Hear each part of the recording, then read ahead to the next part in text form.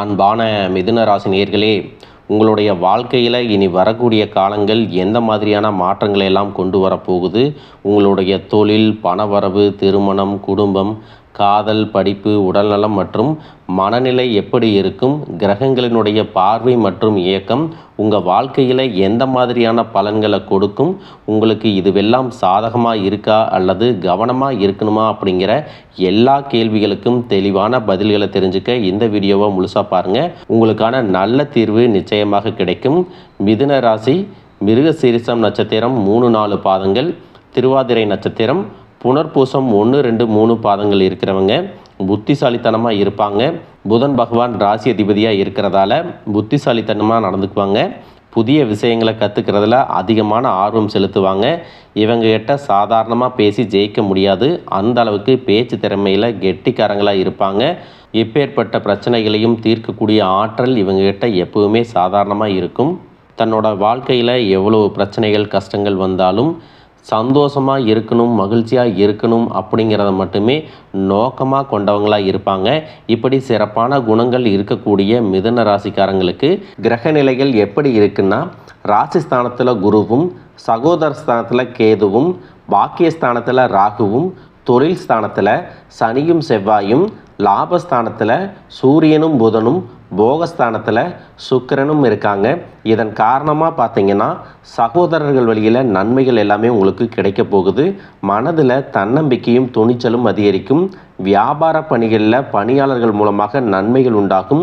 உத்தியோக பணிகளில் இருந்து வந்த பதற்றங்கள் நீங்கி அமைதியான சூழ்நிலைகள் இருக்கும்.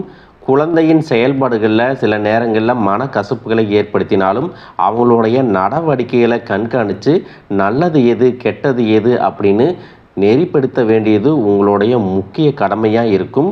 புதிய வீடு, வாகனம் சார்ந்த சிந்தனைகள் அதிகமாக வரும். பூமி தொடர்பான வேலைகளில் இருக்கிறவங்களுக்கு லாபங்கள் அதிகமாக கிடைக்கும். நீங்கள் எந்த விஷயத்தை செஞ்சாலும் அதில் முழுமையான ஈடுபாடு இல்லாத மாதிரியான ஒரு மனநிலை உருவாகும். அந்த மாதிரியான மனநிலை வரும் பொழுது உங்களோட எதிர்காலத்தை ஒரு நிமிஷம் நினச்சி பார்த்துட்டு 100% ஈடுபாட்டோட அதை நீங்கள் செய்யணும். மற்றவங்களுக்கு வாக்குறுதிகளை கொடுக்கும் பொழுது சூழ்நிலையை அறிஞ்சு செயல்படணும். வேலை செய்யக்கூடிய இடத்துல எப்பவுமே உங்களுக்கு நிதானம் அவசியம். மற்றவங்களுடைய தனிப்பட்ட விஷயங்களில் தேவையில்லாமல் தலையிடக்கூடாது. நம்மளுடைய விஷயங்கள்லையும் மூன்றாவது ஒரு நபரின் தலையிட நீங்கள் எப்பவுமே அனுமதிக்கக்கூடாது. உடல் ஆரோக்கியத்தை பொறுத்த வரைக்கும் உங்களுக்கு கூடுதலான கவனம் வேணும். தொழில் மற்றும் வியாபாரத்தில் புதிய நபர்களின் அறிமுகம் உங்களுக்கு ஏற்படும். ஆன்மீகத்தில் நாட்டம் இருந்தாலும் சில சமயங்களில் நீங்கள் நினச்சது நடக்கலை அப்படின்னாலும், வாழ்க்கையில் தோல்விகள் வருது அப்படின்னாலும் கடவுள் பக்தி இல்லாத மாதிரியும் கடவுளையே திட்டி பேசுகிற மாதிரியான சூழ்நிலையும் அமையும். எப்படிப்பட்ட சூழ்நிலை இருந்தாலும் எல்லாத்தையும் நீங்கள் கடந்து வரும் பொழுது மன உறுதி உங்களுக்கு ரொம்பவே அதிகமாக இருக்கணும். இதுவரைக்கும் உங்களுடைய வாழ்க்கையில் கடன் பிரச்சனைகள், நிதி நெருக்கடியால் நிம்மதி இழந்து ரொம்பவே தவிச்சுக்கிட்டு இருந்திருப்பீங்க.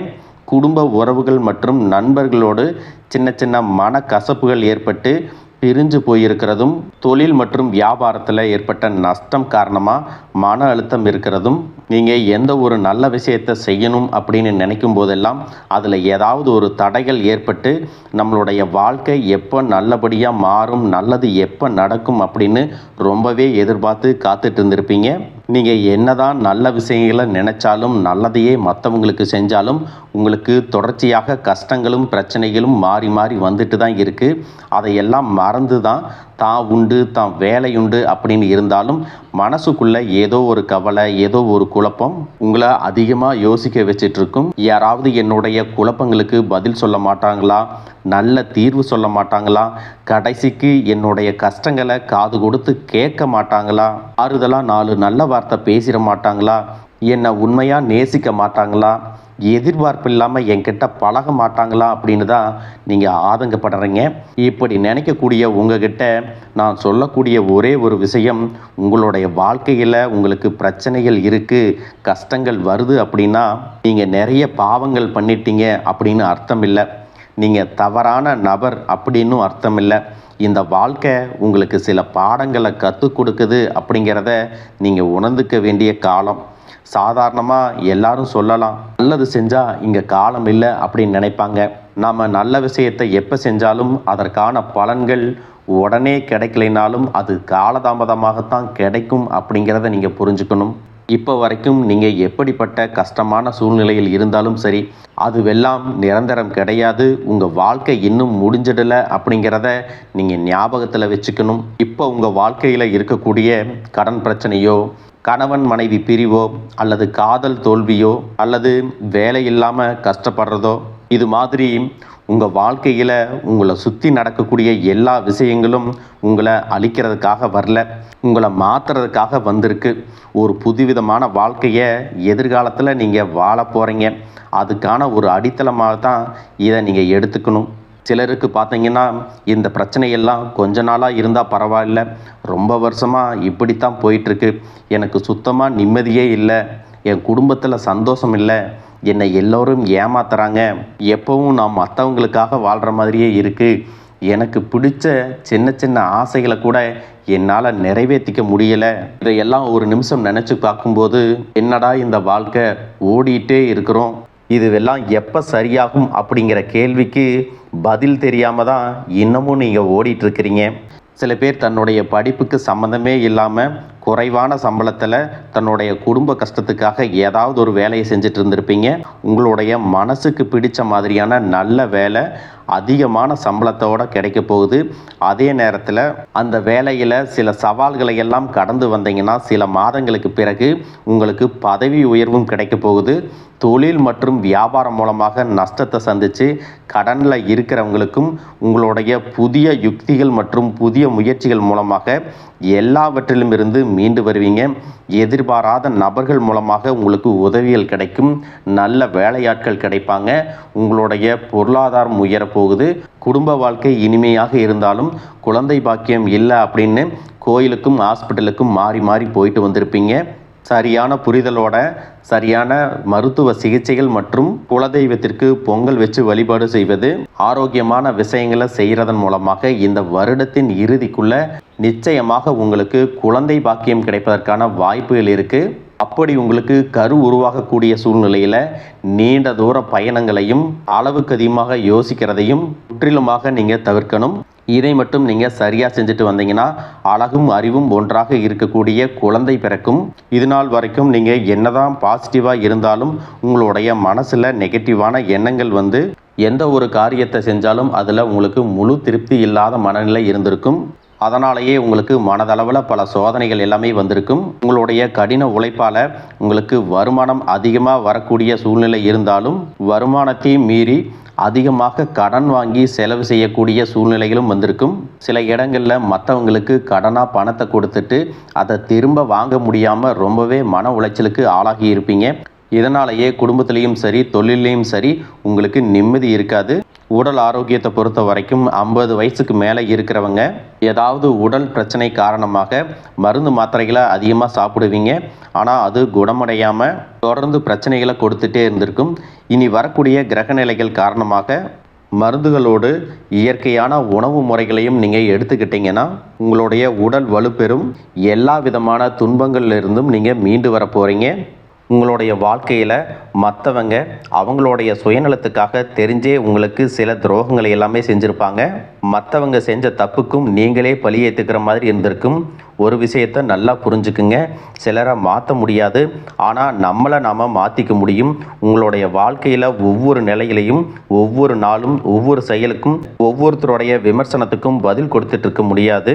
இயற்கைக்கும் கடவுளுக்கும் நம்மளுடைய மனசாட்சிக்கும் உண்மையாக இருந்து யாரோட மனசையும் புண்படுத்தாமல் நாம் அடுத்த நிலையை நோக்கி போயிட்டே இருக்கணும். நீங்கள் பெருசாக மதித்த சில உறவுகள், உயிராக நினைக்கக்கூடிய சில மனிதர்கள், எதிர்காலம் அப்படின்னு நினச்சிட்டு இருக்கக்கூடிய குழந்தைகளும், ஆதரவாக இருக்கக்கூடிய குடும்பமே உங்களுக்கு பல கஷ்டங்களை எல்லாமே கொடுத்துருக்காங்க.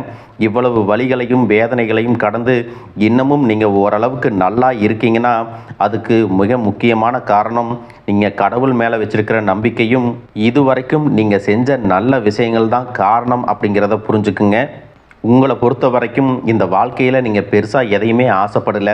ஆரோக்கியமான சாப்பாடு, தனக்குன்னு சந்தோஷமான நல்ல குடும்பம், மனசுக்கு பிடிச்ச வீடு, தேவைகளை எல்லாம் பூர்த்தி செய்யக்கூடிய அளவுக்கு வருமானம் கொடுக்கக்கூடிய வேலையோ தொழிலோ இது இருந்தால் போதும், உடல் ஆரோக்கியமும் நிம்மதியான தூக்கமும் இருந்தால் போதும் அப்படின்னு தான் நினைக்கிறீங்க. உங்களுக்கு இந்த அடிப்படையான விஷயங்கள் ஓரளவுக்கு கிடைச்சாலும் மனசில் நிம்மதி இல்லாதனால உங்கள் முகத்திலையும் தேஜஸ் இல்லை. இதுக்கப்புறமாவது இந்த வாழ்க்கையை நல்லா என்ஜாய் பண்ணணும் அப்படின்னு நீங்கள் ரொம்பவே நம்பிட்டு இருக்கீங்க. எதை செய்ய போனாலும் ஏதாவது ஒரு தடைகள் வந்து உங்களுடைய வாழ்க்கையை முடிக்கிற மாதிரி இடைஞ்சலாக இருந்திருக்கும். இக்கட்டான நேரத்தில் யாராவது எனக்கு சின்ன ஒரு உதவி செய்ய மாட்டாங்களா, என்னை கை கொடுத்து தூக்கி விட மாட்டாங்களா அப்படின்னு எத்தனையோ முறை கடவுள்கிட்ட நீங்கள் வேண்டுதலாக வச்சுருப்பீங்க. உங்களுடைய அத்தனை வேண்டுதல்களும் இனி பலிக்க போகுது. இது வரைக்கும் வாடகை வீட்டில் இருந்திருப்பீங்க. அதனாலேயே உங்களுக்கு திருமணம் சில நேரங்களில் தடைபட்டிருந்திருக்கும். அதை நேரடியாக சொல்லாமல் ஜாதகம் சரியில்லை, பொருத்தம் இல்லை, அரசாங்க வேலை இல்லை, பெற்றோர்கள் சரியில்லை அப்படின்னு ஏதோ ஒரு காரணத்தை சொல்லி தட்டி கழிச்சிட்டு போயிருந்திருப்பாங்க. நீங்களாக காதலிச்சா கூட அவங்களும் ஏதாவது ஒரு சந்தர்ப்பத்தில் எங்கள் அப்பா அம்மா ஒத்துக்கலை, உனக்கு என்ன பிடிக்கல அப்படின்னு கடைசி நேரத்தில் ஏமாற்றிட்டு போகக்கூடிய சூழ்நிலையும் இருந்திருக்கும். இனி வரக்கூடிய காலங்களில் உங்களுக்கு நல்ல வேலை வாய்ப்பு அமையும் பொழுது அந்த இடத்துல உங்களுடைய திறமைகளுக்கு மதிப்பு கொடுப்பாங்க. உங்களுடைய நிர்வாகத்திறன் மற்றும் தலைமை பண்பு அதிகரிக்கும். மற்றவங்க மதிப்பும் மரியாதையும் வைக்கிற மாதிரியான செயல்களை செய்வீங்க. துணிச்சலான முடிவுகளை எடுப்பீங்க.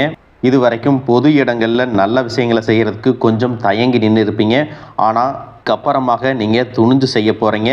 இதன் காரணமாக உங்களுக்கு போட்டியாளர்கள் யாருமே இருக்க மாட்டாங்க, எதிரிகள் யாரும் குறுக்க வர மாட்டாங்க.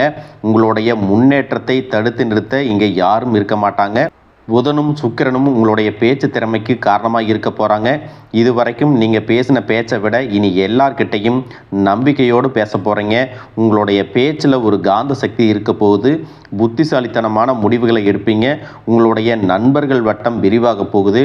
குடும்பத்தில் நெருங்கிய உறவுகள் மரணத்தால் மன வலிமையை இழந்து ரொம்பவே கஷ்டப்பட்டிருந்திருப்பீங்க. இதற்கு பிறகு மன வலிமையோட எல்லா காரியங்களையும் நீங்கள் செய்ய போகிறீங்க. 2026 நடக்கக்கூடிய குரு பெயர்ச்சிக்கு பிறகு உங்களுக்கு நல்ல வாழ்க்கை துணை அமைய போகிறாங்க. அதுவும் கை நிறைய சம்பளம் வாங்கக்கூடிய அழகான வாழ்க்கை துணை அமைவாங்க. உங்களுடைய 2 பேருடைய வருமானமும் உங்கள் குடும்ப பொருளாதார சூழ்நிலையை உயர்த்த போகுது. திருமணம் முடிஞ்சதுக்கு அப்புறம் புதிதாக உங்களுக்கு சொந்த வீடு, வாகனம் எல்லாமே சாத்தியமாகும். வெகு விரைவிலேயே நீங்கள் நினைச்ச மாதிரியான வாழ்க்கையை நீங்கள் வாழ போகிறீங்க. நீண்ட காலமாக உங்கள் குடும்பத்தில் வாழ்க்கை துணையின் உறவுகள் மூலமாக நிறைய பிரச்சனைகளை எல்லாமே சந்திச்சுட்டு வந்துட்டுருப்பீங்க.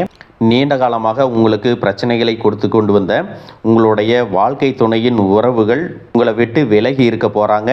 அவங்க செஞ்ச பாவங்களுக்கும் மனசாட்சி இல்லாமல் நடந்துக்கிட்டதுக்கும் சரியான தண்டனை கிடைக்க போகுது. இதற்கு பிறகு குற்ற உணர்ச்சியால் அவங்களே உங்ககிட்ட மன்னிப்பும் கேட்க போகிறாங்க. இந்த மாதிரி உங்கள் வாழ்க்கையில் நல்ல விஷயங்கள் நடக்கும் பொழுது உங்களுடைய நல்ல பெயரை கெடுக்கிறதுக்கும் உங்களுக்கு அவமானத்தை ஏற்படுத்தணும் அப்படிங்கிறதுக்காகவும் சில மனிதர்கள் எந்த எல்லைக்கும் போய் தவறான விஷயங்களை செய்வாங்க. அதனால் உங்களுக்கு அறிமுகம் இல்லாத ஆண்கள் மற்றும் பெண்கள் கிட்ட பேசும்போதும் பழகும்போதும் உங்களுடைய வார்த்தைகளில் நீங்கள் கவனமாக இருக்கணும். சனிக்கிழமைகளில் சனி வழிபாடு செய்கிறதும் பிரதோஷ நாட்களில் சிவனை வழிபாடு செய்கிறதும் உங்களுக்கு சிறப்பான பலன்களை கொடுக்கும். இதுவரைக்கும் நீங்கள் எதையாவது வேண்டுதல் வச்சுட்டு நிறைவேற்றாமல் இருந்தீங்க அப்படின்னா அந்த வேண்டுதல்களை நிறைவேற்றுங்க. உங்கள் வாழ்க்கையில் இனி எந்த விஷயத்துக்கும் தடைகள் அப்படிங்கிறது இருக்காது. எல்லாம் நல்லபடியாக அமையும். தன்னம்பிக்கையோடவும் தைரியத்தோடவும் ஒவ்வொரு அடியையும் எடுத்து வைங்க. ஜெயிக்க போகிறீங்க. அதை யாராலையும் தடுத்து நிறுத்த முடியாது. உங்களுக்கு நல்லதே நடக்கும். வாழ்க வளமுடன், வாழ்க பல்லாண்டு.